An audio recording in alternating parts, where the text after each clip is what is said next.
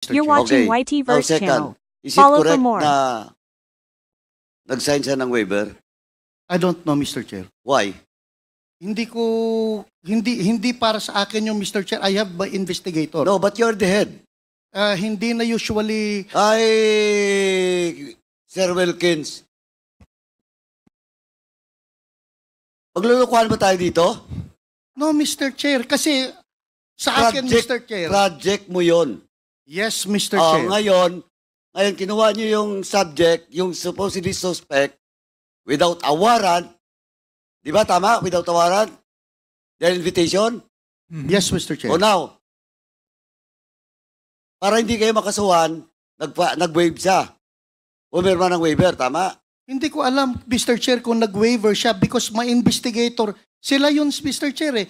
Usually, Mr. Chair, pag head Mr. ka ng Wilkins, office, Mr. Wilkins, ikaw yung head of office, napakalaking project, tapos hindi mo alam, tapos hinayaan mo yung mga tao mo na papirmahin yung subject or yung suspect for a waiver? Mr. Chair, as head of office, ang in charge dyan is investigator. I delegate the job sa investigator. Anyway, Mr. Chair, may lawyer sila, Mr. Chair eh.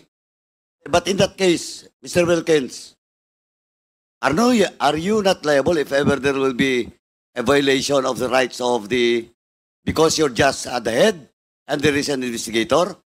Ito, theoretical lang. Mr. Chair, Are you not liable? Theoretical ha?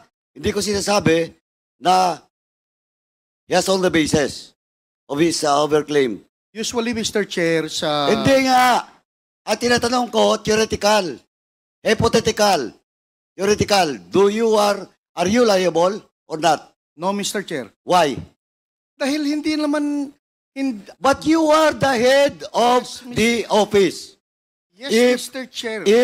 If illegal activity or whatever violation of law under your office, as the head of office, you are liable, especially in this case.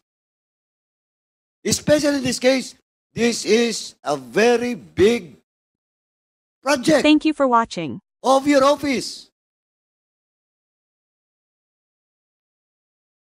Oh, CSC, Mr. Chair. nandito. Ito, CSC, this is not, CSC, this is not the subject. Are you a lawyer, sir? Good afternoon, Mr. Chair, and to all the other members of the board. This is the subject for in your invitation, no? But tanongin na kita. In this case, ito, hypothetical lang.